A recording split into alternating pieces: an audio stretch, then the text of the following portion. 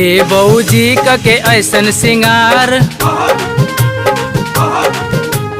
फागुन में मूड बिगाड़ न तू यार। ए बऊजी के ऐसन सिंगार फागुन में मूड बिगाड़ न तू यार। अब हमरा से रंग लगवावना बनी हम तैयार गुलाल मलवालना। बनी हम तैयार गुलाल मलवालना।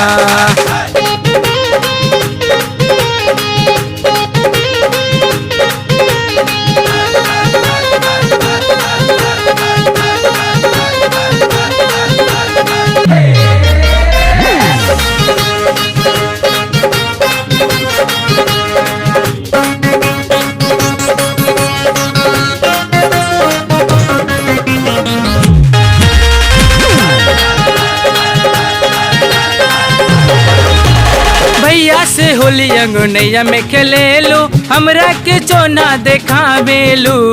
बोला ए भौजी मोर पिचकारी में कौन कमी तू पावेलू। भैया से होली अंगनैया में खेले लो हमरा के चोना देखावेलू। बोला ए भौजी मोर पिचकारी में कौन कमी तू पावेलू। पिचकारी भवलपुर वाला होवे तोहार आ देख के जीरा डराला हमार। पिचकारी तोहर सहला जाई हो मन लबत देवरू नरंग डलवाइब हो। मन लबत देवरू नरंग डलवाइब हो।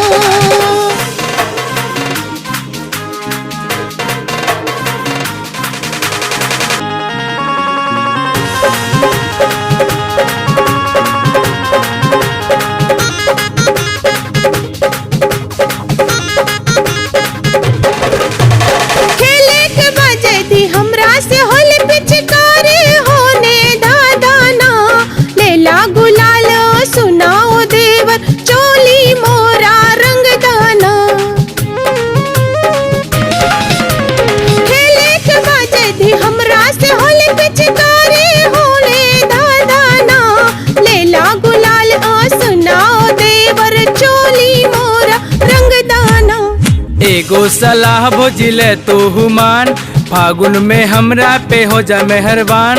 एगो सलाह भोजिले तू हुमान फागुन में हमरा पे हो जा मेहरबान। कहे रंगवा से तोहरा एलर्जी बा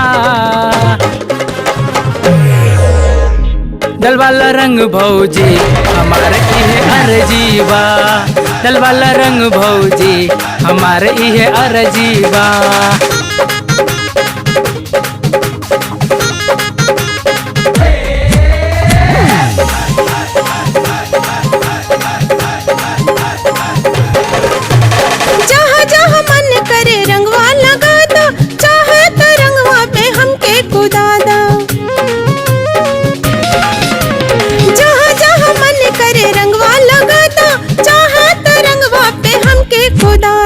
धीरे धीरे रंगी हाथों गोरे गोरे गाल देखी निशांत तो हो जाए बवाल। पतिया तोहार हम लहनी हो मान पवन परदेसी हमर हवे हो जान। आखे सरदा तू अपन पुरा लाना बट जहाँ मनवा तू रंगवा लगा जाना। बट जहाँ मनवा तू रंगवा लगा जाना। ए बऊजी के ऐसन सिंगार फागुन में मूड बिगाड़ न तू यार। ए बऊजी के ऐसन सिंगार फागुन में मूड बिगाड़ न तू यार। अब हमरा से रंग लगवावना बनी हम तैयार गुलाल मलवालना। बनी हम तैयार गुलाल मलवालना। बनी हम तैयार गुलाल मलवालना।